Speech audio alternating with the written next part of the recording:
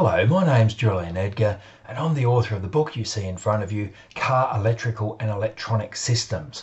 What I want to do in today's video is talk about series and parallel switches. It's really simple, really straightforward, but it lets you do lots of tricky things that I think a lot of people aren't aware of. So let's start off by looking at a really straightforward switch in a circuit. We have 12 volts on the left hand side, we have it passing through a switch. We have it passing through a light and then to ground, and remember, because it's grounded, that's the same as connecting it to one side of the battery. This 12 volts is connected to the other side of the battery. So when we close that switch, as we do here, the light comes on. Okay, straightforward as that. Normal switch in a circuit.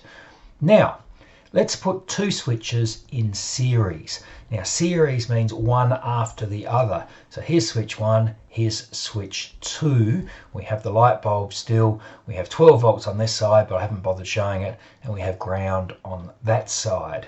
Now, to have the light come on, it's an AND circuit. We need that switch closed and that switch closed before the light comes on.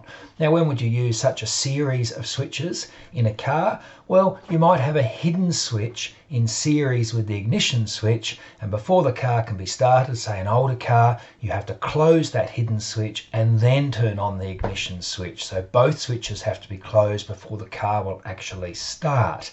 Now, there's series switches. Let's look now at parallel switches. Parallel switches are wired differently. We have 12 volts on both sides here, both feeding both those wires, and we have ground on that side. So we can have this switch closed or this switch closed. Now, before I get to that, why is it called parallel? We'll look at how they're actually in parallel in the circuit. Okay, so they're different to series that we looked at a moment ago. Now we can think about this as an OR circuit. We have that switch closed to turn on the light, or we have that switch closed to turn on the light.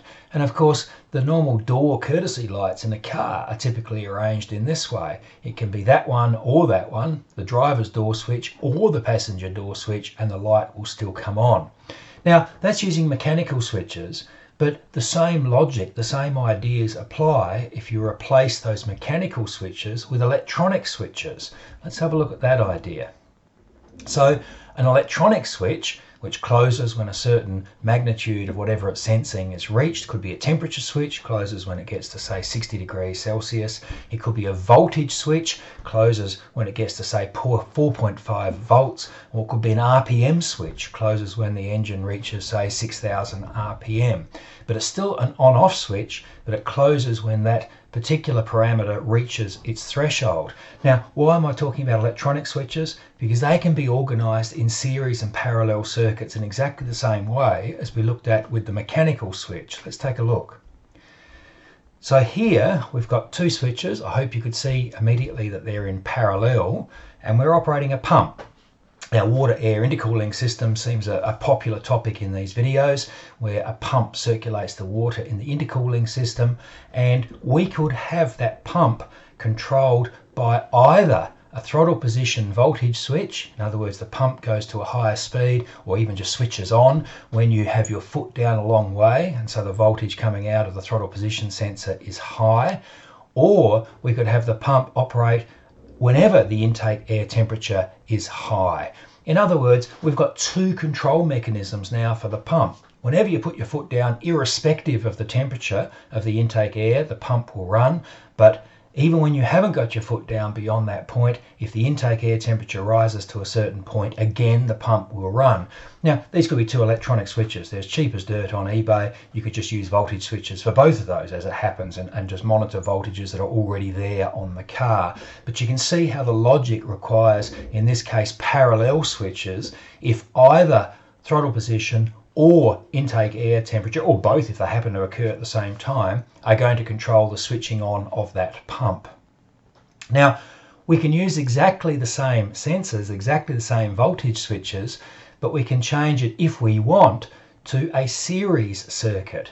Now, before the pump will run, we have to have our foot down beyond a certain point, and the intake air has to be above a certain temperature.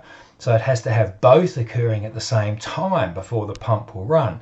So you can see we've changed the control logic with how we're running the pump just by the way we've arranged those electronic switches, whether they're in series or whether they're in parallel. The book's called Car Electrical and Electronic Systems. Lots of interesting stuff in that book, ranging from the most basic circuits right through to sophisticated engine management. Thank you.